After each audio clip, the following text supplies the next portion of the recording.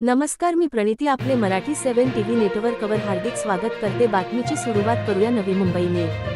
नवी मुंबई आंतरराष्ट्रीय विमानतळाचे आज लोकार्पण, प्रवासी सेवेसाठी डिसेंबरपर्यंत प्रतीक्षा। बहुप्रतीक्षित नवी मुंबई आंतरराष्ट्रीय विमानतळाचे आज 8 ऑक्टोबर 2025 रोजी पंतप्रधान नरेंद्र मोदी यांच्या हस्ते लोकार्पण होत आहे। या सोहळ्यासह मुंबई महानगर प्रदेशाच्या विकासातील एका महत्त्वाच्या टप्प्याची सुरुवात झाली आहे। विमानतळाला लोकनेते दी.वा. पाटील यांचे नाव देण्याचा निर्णय निश्चित झाला असून विमानतळाच्या नामफलकांवर आणि स्वागत कमानींवर लोकनेते दी.वा. पाटील आंतरराष्ट्रीय विमानतळ असे नाव झळकत आहे। आज केवळ उद्घाटन, प्रवासी सेवा डिसेंबरमध्ये सुरू होण्याची शक्यता। जरी विमानतळाचे आज औपचारिक उद्घाटन होत असले तरी प्रत्यक्ष प्रवासी विमानसेवा सुरू होण्यासाठी डिसेंबर महिन्यापर्यंत प्रतीक्षा करावी लागण्याची शक्यता आहे। पहिल्या टप्प्यात विमानतळ सकाळी 8 ते रात्री 8 या वेळेत कार्यरत असेल आणि सुरुवातीला देशांतर्गत उड्डाणे सुरू होतील।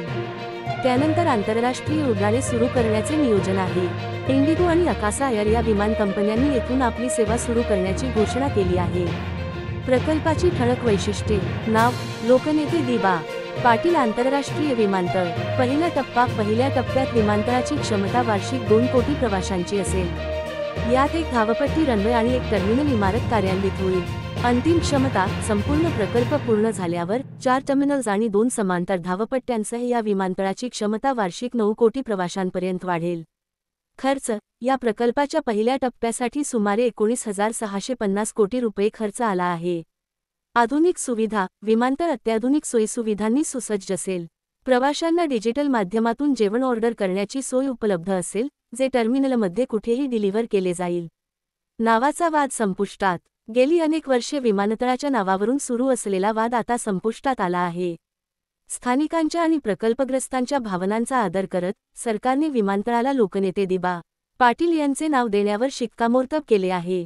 आजच्या उद्घाटन सोहळ्यासाठी दी.वा. पाटील यांच्या कुटुंबियांनाही विशेष आमंत्रित करण्यात आले आहे। या विमानतळामुळे मुंबईतील छत्रपती शिवाजी महाराज आंतरराष्ट्रीय विमानतळावरील ताण कमी होण्यास मदत होणार असून मुंबई महानगर प्रदेशाच्या आर्थिक आणि औद्योगिक विकासाला मोठी चालना मिळण्याची अपेक्षा आहे। अशा प्रकारे नवनवीन बातम्या सर्वात आधी पाहण्यासाठी आमच्या मराठी 7 टीव्ही नेटवर्कला सबस्क्राईब करा, लाईक करा व व्हिडिओ शेअर करण्यास विसरू नका। धन्यवाद।